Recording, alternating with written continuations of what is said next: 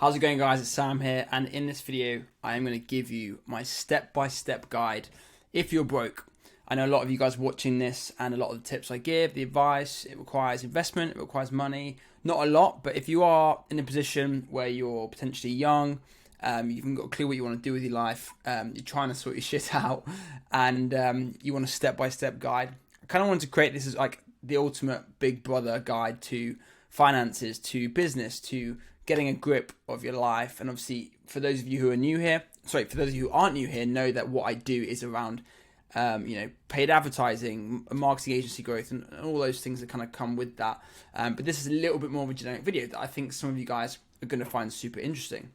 Okay, so this is my step-by-step guide. Before we get into it though, I want you to watch this, and if you enjoy the content, I want you guys to hit that subscribe button. It's all I ask for. I ask for nothing else in return. I'm going to try and create more content like this. It's more straight to the point. That's information. It doesn't mess around. And obviously the higher production stuff takes more time to edit. But this one, we're going to get straight into the content today. Okay, so we've got all my steps. So stick around, and you're definitely going to learn something from this. Okay. So I'm going to quickly talk to you about my journey before we kind of get moving on this. So some of you who've been following me for a while might know a bit more about kind of where I started before I kind of got into this whole agency space, business world, whatever you want to call it. I'm going to kind of talk you through my journey. But first, I want to say something like life comes in waves. Okay, so I think a lot of people get stagnated, they get stuck, they don't know where to go, what to do, whether to start this business or that business, to go into this job, to go into that job. And there's this quote by Leonardo da Vinci that I found a while ago, which I quite like, which says, "Iron rusts from disuse, water loses its purity from stagnation, even so does inaction sap the vigor of the mind." And what that basically means is do something, don't do nothing. Something is better than nothing, and doing nothing just leads to stagnation and inaction. Okay, so and you're going to see from when I talk to you about one of my background, you're going to see why I'm saying all this stuff. Okay, so obviously I started a full-time job back in between my degrees. So I did a 4-year degree, and my third year was a year in a full-time role, like a full-time desk job. And this is a photo of me here in that desk job, which I absolutely hated. But I'm glad now that I did it. It gave me the experience to move on and go and do something different, and gave me the spark, the energy to go and do something different. My first attempt at business was to do personal training. This is a picture of me at a fitness expo with Matt Does Fitness, who's like a huge influencer now. Back then, he was a lot smaller. But I was a personal trainer. I was trying to grow social media channels. I was trying to do online coaching, all of that stuff. I was big into my fitness back then. That's how I started out my journey, and it took me 3 years. After that business, after I finished personal training and started the agency, it took myself and my business partner, more than 3 years to make more than 10 grand, consistently more than 10 grand a month online. And we were taking every opportunity that came our way until 2020, when we kind of pivoted, rebranded to what you guys would know as today, focused in on our niche, and then we really grew the business from then onwards. I mean, it's been like relatively consistent growth since then, and we've kind of continued to grow this year as well. And like it's been periods of change that have led to that happening. Like my life 8 years ago is nothing to do with my life today. And there's been a few consistencies throughout that time, which I'm going to talk about. But if I hadn't have taken the leap, and I hadn't have gone and got that job and had done the placement year, I may never have done my personal training qualification. And if I hadn't done a personal training qualification, I wouldn't have become a trainer. I wouldn't have become an online coach. I wouldn't have then met the gyms I end up doing their paid advertising for. I then wouldn't have, gone on to do what we do today. So it's one thing after another. I think the key thing for me is that from day one, as soon as I had that spark for that entrepreneurial journey that I wanted to go on, I never really stopped. Okay, we just kept on going, kept on trying new stuff, and eventually it kind of played out. And that's the key. Like what you do tomorrow may well be this thing you do for the next 20 years of your life, but it also may not be, and that's okay. The important thing is that you keep moving. So step one of this thing, I've I think got 7 or 8 steps that I kind of came up with, and I want to walk you through, is get the fundamentals in play. Okay. Now, obviously, that comes down to being in shape, but it comes down to so much more than that. So, and I put here, how do you expect to be high value? So, how do you expect to be a high value, high output person when you treat your body like shit? Okay. And throughout this whole period, like this was me back in 2017, maybe 2016. So probably 7 or 8 years ago now. And I was an absolute mess. Okay. I was probably 88, 89 maybe slightly less, 87, 88 kilograms. I was, 20, 25% body fat. I ate like shit. I drank, I partied, and I did still do those things when I got in better shape, but I cut them out so much more, and I took control of my health. And I think I lost about 10 to 15 kilos. I think I got down to about 73, 74 kilos in my peak physical condition, which is probably this. And, I haven't maintained that level of shredded forever, but I've always come in and out of it. I've never gone really much past 12% body fat, and I've always stayed in relatively good shape, and I've always trained at least like 4 times a week, for example. And there's a few things that I've done, like I've always done intermittent fasting, I've always eaten a high protein diet, I've always exercised, I've always done some form of cardiovascular endurance training and that kind of stuff. And that's kept my brain. I've had so many stressful moments in my career, and so many times where I've been super stressed and worried and concerned and not been able to think straight, but the training has always been consistent, and I think that's helped me. Okay. So there's a few things. If you're at a place where you're not happy where your life is, stop playing video games. Do some form of exercise every day, or at least like 4 to 5 times per week. I know you can train twice a week and make gains, I get it, but just getting out there, moving regularly is going to do you huge favors.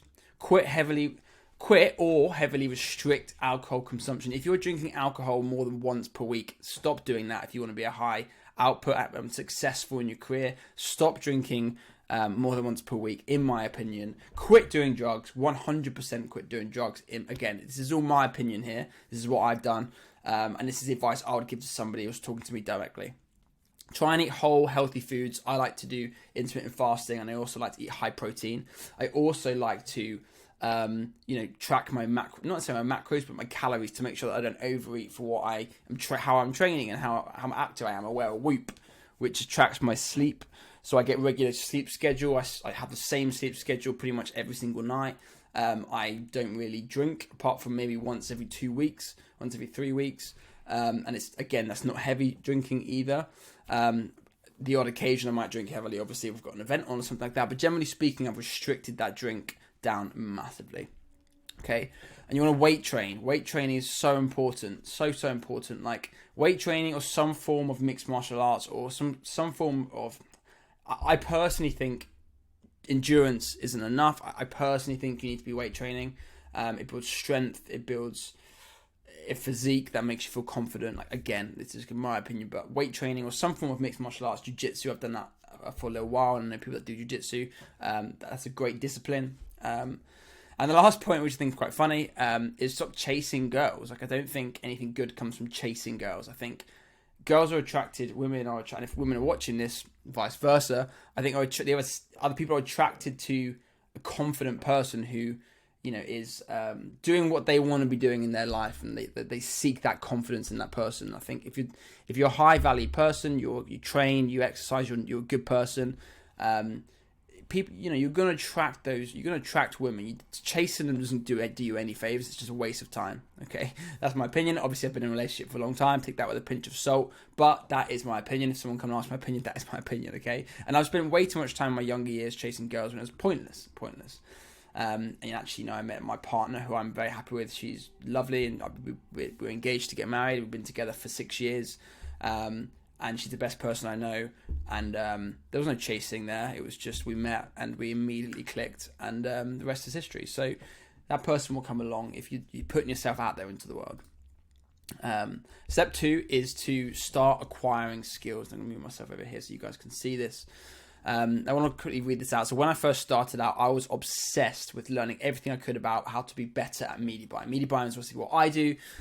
If you got a salesperson, if you're a video game streamer, if you're a video editor, if you're going into landscaping, it doesn't really matter. Just obsessing with becoming the best you can. When you're traveling into work, when you're at the gym, when you're at home sitting on a sofa, you should be reading books, listening to podcasts, watching YouTube content, all around that thing, and trying to become as best as you can. I must have listened to hundreds and hundreds of hours of Perpetual Traffic, which was a Facebook advertising podcast at the time. I must have listened to, I don't know, hundreds of hours of that. I read all the books on copywriting. I read all the books on paid media. I watched all the YouTube content. I bought all the mini courses. I did it all, okay, and I was obsessed with becoming the best, the best I could. One of the places I learned was through like small communities of people who like-minded to me, so I get questions answered, okay. Now, there's some steps to this, obviously, which I put down here. Now, if you already have a skill, double down on that skill. Don't overthink it. Double down on what you're already good at. And one of the worst things I ever see is when people tell me, hey, I was doing this, and that's what I've been doing for the last 5 to 10 years, but I've decided I'm going to do this because I've seen people doing this on YouTube, and I've seen people start this business. It seems to work. I hate that with a passion. Do what you are good at. If you're good at something, double down on that. Keep getting better at it. It doesn't matter what it is. It's a starting block, and if it can earn you money, do it. If you absolutely hate it with a passion, still do it, but figure out a way and develop other skills. Okay, develop other skills with this process that you can then, eventually it can overtake that income and you can move on to that. But if you're good at something, do it. Okay, that's my opinion. Stop chasing trends. And these are some of my top online skill recommendations. If you can, you are literally starting from a blank slate. Okay, sales, obviously important, and if you're good at sales, you can make money. It doesn't really matter what you're selling, to be honest. You can go sell double glazing and you can still make really good money. Content creation, building an audience, and there's obviously value in that. And I think way too little people actually focus on this. I wish I'd started making content 10 years ago. Okay, like when Instagram first popped off, I wish I was posting content on there. Like I started doing TikTok a year and a half ago. I wish I'd started 3 or 4 years ago. When those channels start popping off. 3 is paid media, obviously paid advertising. If you can turn £1 into 5, you're always going to be making money. Okay, you're always going to make money if you get really good at that. Okay, copywriting, obviously, and I think copywriting comes down to more than just like writing emails, scripts, or anything like that. I think it comes down to helping you with, script better video content, script better advertising videos, be better at sales, persuasion. All of these things kind of comes down from copywriting. And one of my favorite books is How to Influence and Influence People. There's also a few other books I recommend. One of my favorites is The Ultimate Sales Letter, I think, by Dan Kennedy, if I'm not mistaken. But there's a bunch of other ones. Persuasion is another book that's great. I forget the author, Persuasion. But anyway, some great books. And obviously design is always valuable. If you can design when it comes to designing ads, designing landing pages, optimizing landing pages, things like this, it's designing websites, it's always going to be valuable. Okay, it's a skill that if you're good at it, then you can apply it to a certain sector or niche, and you can definitely make good money from doing it. And one thing I recommend people doing is document that they don't do enough of is documenting the process of learning a new skill. Okay, not enough people are actually if you're spending all this time learning something, why not turn that into content? Whether that's through a blog, whether that's through Twitter, whether that's through TikTok Reels. Document the process of learning, and that could just end up becoming your career. Okay. Now, next step, my third step is to don't waste your money. Okay, and we're going to get to what I mean by this. What we spent over, me and my business partner when we first started, spent over $10,000. It was something around that anyway. $10,000 on a marketing agency course. I've never mentioned the name of the person whose course it was, but I personally feel like I've learned more from $20 Udemy courses. And people don't know Udemy. It's like a website. There's like millions of courses on there. You can learn just about anything. Courses cost anywhere from like £10, like £150, and there's usually discounts or codes or events where you can go and get, really cheap courses. And I think I learned Facebook ads originally from a $20 Udemy course that I bought. But once you start making money, keep investing it in yourself. Don't stop investing it in yourself, but don't buy expensive courses early on. Now, obviously, I've paid for consulting for people, and it's definitely worthwhile doing it. But that's when I had the cash flow to afford it, and I was a little bit further on in my career, in my business, where it made sense to go and find someone more specific, who I might pay a premium for an hourly rate to help me with my business. But when you're early on, you don't need to do that, okay? Go and buy Udemy courses, buy books, invest in affordable communities. Now, if anyone's interested, anyone in the marketing agency space or paid media space, I've obviously got a paid community. It's literally $99 a month. You get access to me. We do live coaching calls. I honestly think there's nothing out there more valuable than that in terms of the amount of money you're putting in versus what's coming out. Like, no one else is doing that, like for that price point. I'm not looking to make loads of money from it either. I'm just building it as a way to create a cool little community from this channel. So if you want to do that, we've got 41. I'll talk more about it at the end. We've got 41 members, I think 41, and we're going to cap it at 50. So it's like 9 spots as of recording this video. So I'll leave the link in the description box. Spend time in communities. Obviously, hang around, around your chosen niche, and a lot of them can be free. You can find them on Facebook communities. You can find I don't know what other ones there are, but school communities. There's loads of them out there. Hang around with people doing the same thing as you. This stuff is obvious, but like if you're hanging around with losers, you're going to become a loser. That's obvious. Reduce your living costs as low as possible. Like if you're starting a business, like cash is king. Try and get your costs down as much as possible. Don't be tricked into fake materialism portrayed on social media. Like just forget about it. Like just detach yourself from that reality and just focus on you. At least, just say I'm going to take myself off social media. I'm going to focus on myself for the next 2 to 3 years or 6 months even, whatever it is. Stop wasting your money. Stop spending money on stuff you don't need. I moved back home when our business wasn't doing so good, and I actually moved back home to save money. Took a really tiny salary out of the business and then just reinvested in, and that probably saved the company. And then we ended up growing, 6 months after I made that decision to move home. So don't be too proud. Like, sometimes you got to do these things, and if it's worth doing, it's worth doing. Keep costs as low as possible in your business and in your personal life. I'm going to talk more about finances in a little bit later in this video. But yeah, keep an eye on that money and save it and invest it in the right places. Okay.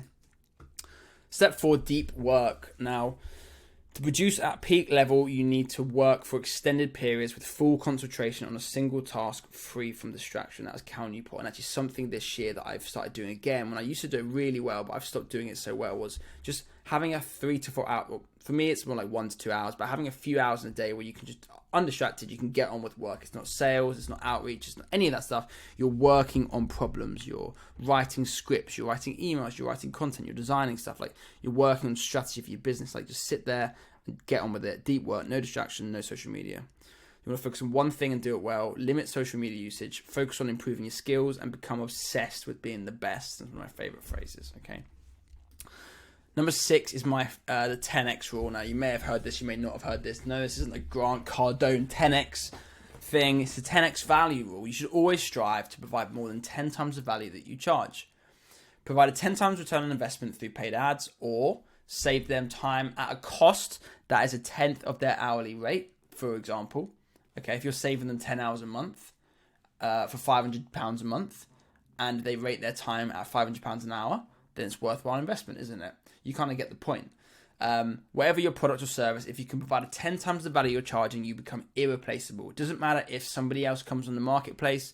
It's not worth the hassle of them stopping paying you. If you are truly providing 10 times the value, it is not worth the hassle. Okay, they will keep paying you. It's that simple. So remember that 10x rule. If you ever want to think about pricing, what you should charge, remember the 10x rule. It's that simple. Okay.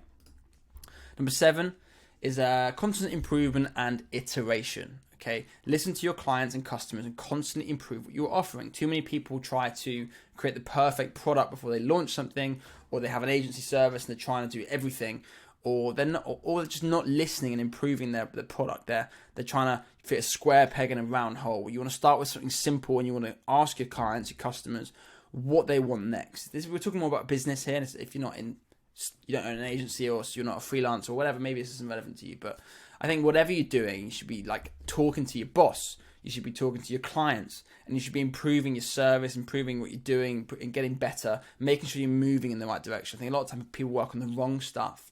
Okay, listen to your clients, develop the service around what they want. Some of the most successful bootstrapped businesses worked because they just listen to the data. They listen to the data and they improve the product based on the data. So that's why TikTok is so successful. There's no ego around TikTok. They've got no agenda to follow. They just launched the product. This is what the customers wanted, and they just keep iterating it based upon what people want. That's literally that simple. That's why it's so addictive. Okay, because it's it's an Asian-owned, Chinese-owned company who is like notoriously good with numbers, with stats and data and technology, and they don't care. They're not trying to push an agenda. They're just literally looking at the data and saying, this is what they want. We're going to make this for them. That's simple, okay? And that comes to the second one. So obviously your business should be constantly iterating, like I just said. Don't settle or get comfortable. Like if you start making 5K a month, think, cool, I'll kick back and chill now. No way, man. Keep pushing, keep improving your sales, keep improving your product. Every part of it, you should keep improving. Number 4 is never stop talking to customers and getting feedback. Now, that customer could be your boss. That customer could be an actual customer. It could be a client. It doesn't matter. Just whoever you're working for. If you don't have a boss, you're working for your customers. Keep listening to them and keep getting feedback. Keep improving whatever it is that you're doing. If you're a YouTuber, keep asking for your subscribers what kind of content they want to see. Keep asking them and then making content around that. Life is that simple. And as I said, this applies to work and personal life. It's no different. You got to keep constantly improving and adapting, and if you with your training, with your life, with your health, with your fitness and stuff like that, get good habits of constant improvement. So important. And I think we're on to our last one now, which is my step 8, which is money management. Okay, super important, something that people often avoid.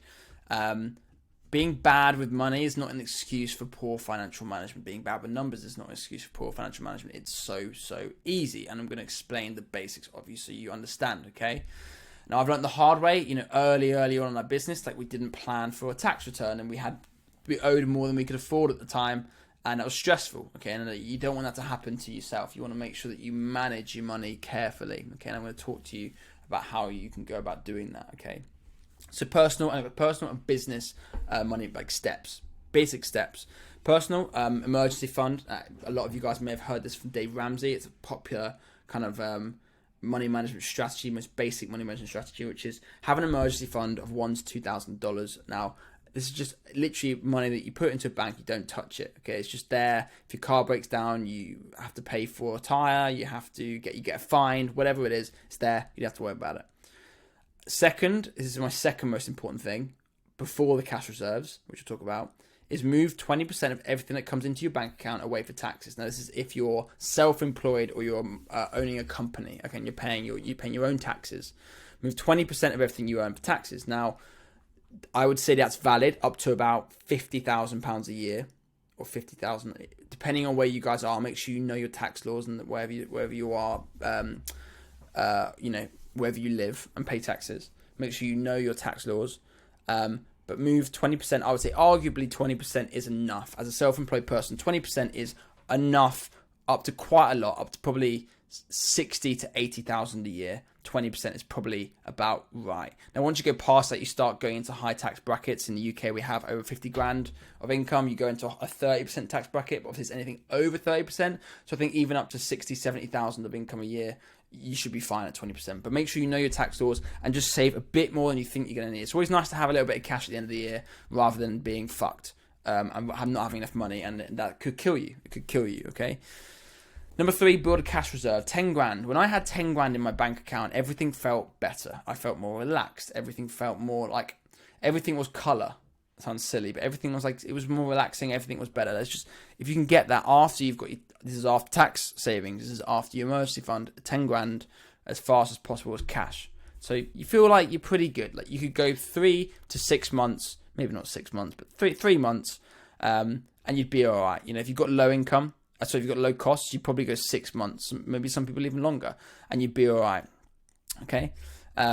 Obviously, there's, no one's doing that straight away, but if you can, just focus on building that up. Stop spending, don't spend, earn. And one thing I haven't put here, which is another personal thing, is every 3 to 6 months, do a spreadsheet, go through all of your outgoings, and then kill off anything you can, or contact them and reduce the costs. Call your phone provider, call your internet provider, reduce the cost. Like once every 6 months, it's one day, it's worth doing. Okay, and just make sure that you're keeping your outgoings as low as you possibly can.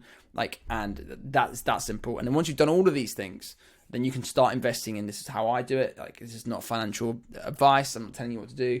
Do what you want. But I like to put it into a stocks and shares ISA, which is tax-free up to £20,000 a year. That is in the UK. Now, this may be different in the US, wherever you guys are based. But here in the UK, a stocks and shares ISA, everything you put into it, up to 20 grand a year of input every year, is tax-free, I believe forever. Correct me if I'm wrong in the comments. I would put away 10 to 30% of your income after all of these things are covered. Now, put away as much as you possibly can. If you can put away 50%, great. I think I'd probably put about 20 to 25% of mine away. But put as much as possible away. The more you put away, the less you're going to spend, which is good. That's what we want. So that's my personal investment, personal finance guide. Now we're going to talk about business. The first thing you want to do is, as soon as you start making any money, let's call it $5,000 a month or even less, speak to an accountant. Now, most accountants will give you some advice for free. Okay, maybe you've got a friend who has an accountant, or a local accountant near to you. Call them, ask for an hour of their time. So you want to talk to them about your finances, give them all the information, how much you earn, and they will give you advice on what to do. Now, it's more than just tax. It's more than just putting away taxes and stuff like that. There are different strategies. For example, VAT schemes in the UK, for example. Like in the UK, you've got a flat rate scheme, which is valid for certain companies, which is where you earn under, I think, 230k a year. You pay much less in VAT tax. There's certain things that only an accountant's really going to know what to do in that situation. So go sit down with an accountant in person if you can, get some advice and get a strategy in place so you know what your business strategy is going to be. Now, I wish I'd done that sooner. Put 20 to 30% away for taxes. Business is a little bit higher. You've got other taxes involved. I would personally siphon away 20 to 30% of your revenue, if you can afford it, for taxes, or at least in the early stages. That's what we did. And then once you get to a position where you've got a better understanding of your situation, then you can then make more, targeted tax saving decisions. You either every month put away exactly how much you got to pay in tax, exactly, or you just siphon away a percentage, even if it's too much. And then at least you can, that is at least then cash flow left at the end of the year. And then last one piece of advice is to build a runway, cash reserve. Okay, that's what a runway is. It's basically how long your business would last if you didn't make any money. So if your business outgoings was $3,000 a month on softwares and your income and all of these things, and you had 12 grand in the bank, you have got a 4-month runway. 4 months and it's game over. Okay. Try to have a 3 to 6 month runway. If you don't have that, it can be quite stressful. Okay, 3 to 6 months of cash flow. Anything more than 6 months, kind of unnecessary. I would be using that to invest in growing the business. But any less than 3 is kind of stressful. So that's my advice. That's pretty much it. And before we finish this video, I just wanted to quickly to ask, firstly, subscribe if you find this content useful. I'm going to quickly talk about my only product that I have to offer you guys. And if it's not for you, you can stop watching this video. But I offer a product, I offer a service called the Agency Club Inner Circle. It is a school community. It's got about 40 to 45 members currently. I'm going to cut it at 50, I think 50 members. We do 2 weekly coaching calls. We have a cool little community. We've got, group moderators, so you can get questions answered, you get DMs answered. But most importantly, you have accountability, you have help, you have support, you have coaching, and you get it for $99 a month. It's literally like $24 a week, which is like something like $12 a call, which is absolutely crazy. And you can quit if you don't like it. There's no contract, no upfront fee, no setup, nothing. Just $99. Join. If you don't like it, you can leave. No questions asked. You literally the click of a button, you can leave. But you get access to me on the coaching calls, in case you didn't know. I'm on them. We do them twice a week. We get cool guests. We had a Google Ads agency owner come and talk about landing page design and build, and Google advertising and Facebook advertising. You can get free audits, your ad accounts, all of that stuff for just $99 a month. Now, most of these online agency people are charging thousands of pounds. $99 a month. I'm trying to build a cool community here. That's it. I'm not sure this price will be this price forever, but for now, I'm going to keep it at this price. So yeah, if you're interested, click that. Click the link in the description, join the community. Otherwise, I will see you guys in my next video. Make sure you leave comments down below what you want to see next. And I appreciate you guys being here. And I'll see you in the next video.